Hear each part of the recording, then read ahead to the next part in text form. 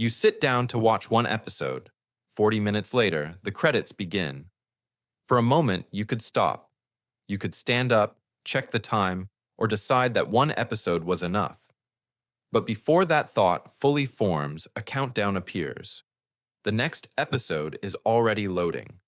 And suddenly, stopping requires more effort than continuing.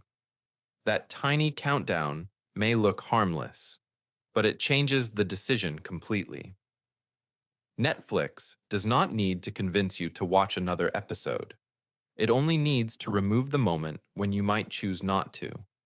This is not just convenience, it is the architecture of a binge. And once you see how it works, one more episode starts to feel less accidental. Before streaming, television had natural stopping points. An episode ended, credits rolled, the schedule changed. You had time to notice your body, look at the clock, and decide what to do next. Streaming removed most of that friction. Now, the end of one episode can become the beginning of another without any real pause. That brings us to the first trap. Autoplay reverses the decision. Without autoplay, continuing requires action. You must pick up the remote and press play. With autoplay, stopping requires action. You must find the remote, cancel the countdown, or exit the screen before the next episode starts. The difference seems tiny, but your brain often follows the easiest available path. When doing nothing means continuing, continuing becomes the default. And defaults are powerful because they do not feel like decisions. They feel like what was already happening. A recent experiment with Netflix users found that turning autoplay off reduced both average daily watching and average session length. The content did not change. The shows did not become less interesting. Only the transition changed. That tells us something important. Sometimes the extra episode is not caused by stronger desire. It is caused by weaker resistance. Then comes the second trap, the unfinished story. Many episodes do not end with emotional closure. They end with a revelation, a threat, a question, or a character opening a door we cannot see behind. Your brain does not like unfinished patterns.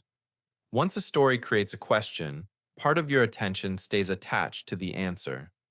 The cliffhanger turns curiosity into tension. Then autoplay arrives at the exact moment that tension is strongest. You are not calmly choosing whether to spend another 40 minutes. You are being offered immediate relief from an unfinished question.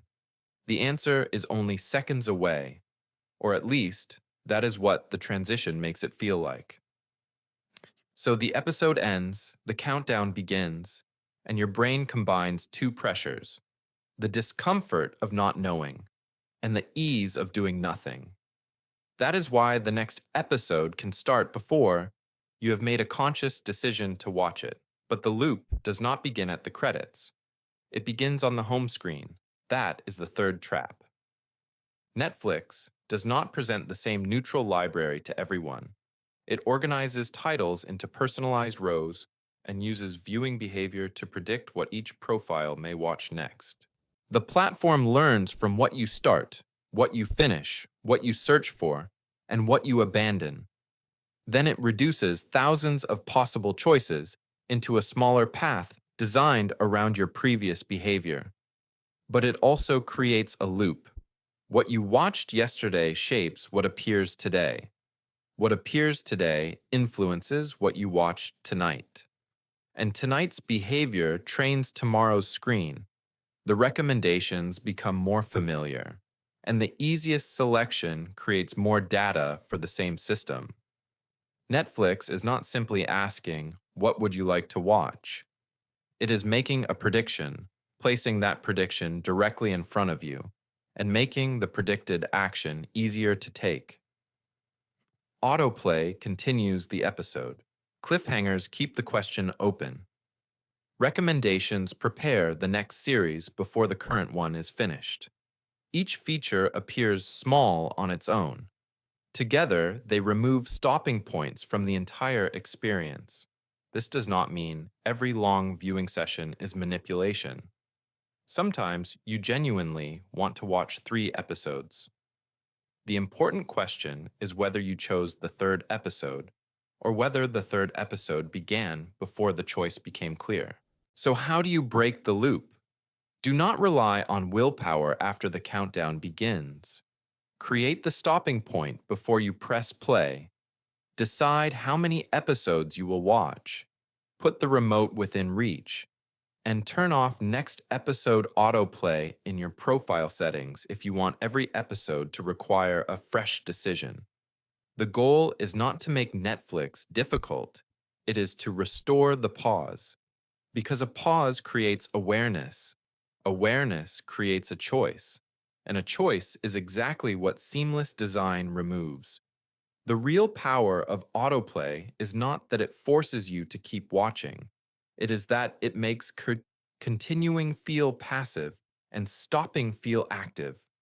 It turns another episode into the path of least resistance.